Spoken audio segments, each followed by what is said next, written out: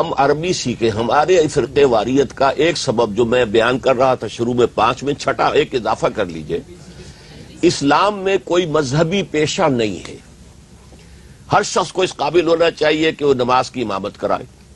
ہر شخص کو قابل ہونا چاہیے اپنے والد کی نماز جنازہ خود پڑھائے. ہر شخص کو اس کے لائق ہونا چاہیے کہ اپنی بیٹی کا نکاح خود پڑھائے. ہم نے عجمیوں نے، چونکہ عربی ہم جانتے نہیں، تو ہم نے ایک مولوی پروفیشن کریٹ کر لیا ہے. اور جہاں بھی پروفیشن ہوتا ہے تو پروفیشنل رائیولری اس کے اندر آ جاتی ہے. اور چونکہ عوام جو ہے، جو اصل سورس ہے، قرآن اور حدیث تک پہنچ نہیں سکتے، عربی زبان جانتے نہیں. بیسک بات یہ ہے کہ عربی کو ہماری ایجوکیشن کے اندر شروع سے شامل کیا جائے تاکہ ہر شخص قرآن کو پڑھے. عرب ممالک میں جیسے وہ کہہ رہے تھے کہ وہاں پر فرقہ واریت نہیں ہے، اس کا سبب یہی ہے وہ قرآن خود پڑھتے ہیں. انہیں معلوم ہے کہ قرآن میں پرائیورٹیز کس چیز کی ہے، کون سی شے اہم ہے. ہاتھ یوں کرنا یا یوں کرنا، اس کی اہمیت ہے یا کسی اور شے کی اہمیت ہے. ٹھیک. تو اصل میں عربی زبان اور قرآن حکیم کا براہ راست مطالعہ، یہ ہے اصل بنیادی چیز. ہمیں ڈاکٹر صاحب کی اس بات سے اتفاق نہیں ہے کہ عربی سیکھ جانے سے لوگوں میں اختلافات ختم ہو جائیں گے.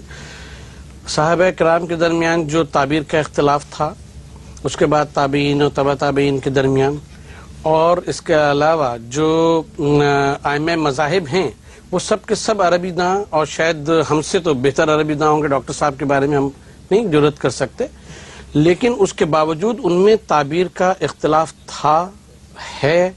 اور علماء کے درمیان یہ فہم معنی کا اختلاف جو ہے، یہی فتوے کے اختلاف کا سبب بنتا ہے.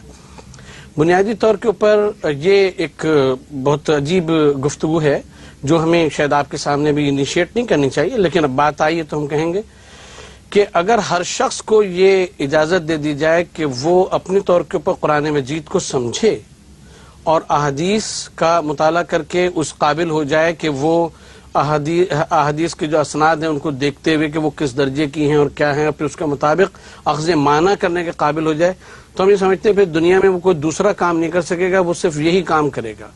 کیونکہ جو فقہا، جو محدثین، جو مفتیان کرام بڑے گزرے ائمہ مذاہب، انہوں نے پھر ساری زندگی اسی کے اوپر تحقیق کی، الفاظ کے اوپر. اس کے اوپر تفاسیر آپ اٹھا کے دیکھیں، ایک سے ایک تفسیر آپ کو ملے گی عربی زبان میں.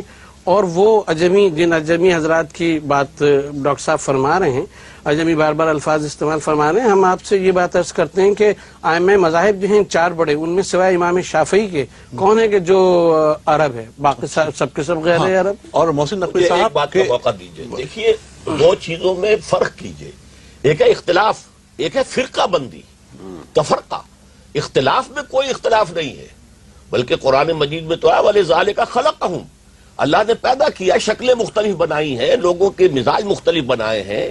یہ جو گونا گونی ہے اس کائنات کے اندر، یہ در حقیقت اس کائنات کا حسن ہے. اختلاف اپنی جگہ پر ہے، تفرقہ ہو کر کہ کوئی ایک کو کافر کہے، دوسرا دوسرے کو کافر کہے، اور من دیگرم تو دیگری، یہ نہیں تھا ان کے اندر. اور یہی چیز آج بھی عرب ممالک میں نہیں ہے، اس لیے کہ وہ کم سے کم قرآن مجید حدیث کو خود پڑھتے ہیں، تو انہیں معلوم ہے کہ کیا چیز اہم تر ہے اور کیا چیز سیکنڈری اہمیت کی ہے، ٹرشری اہمیت کی حامل ہے. ٹھیک. اچھا، آپ کی اس بات پر کہ عربی جاننا چاہیے مسلمانوں کو، محسن نقوی صاحب اس بات سے اختلاف کرتے ہیں، جبکہ ڈاکٹر صاحب آپ یہ فرمائیے کہ امام شافعی نے یہ فرمایا کہ ہر مسلمان پر عربی کا علم واجب ہے. میں اس سے متفق ہوں، ہر پڑھے لکھے انسان پر. یعنی اگر کوئی بالکل دیہاتی ہے بیچارہ، جس نے نہ اردو پڑھی نہ کچھ اور پڑھا، تو اس کا معاملہ اور ہے.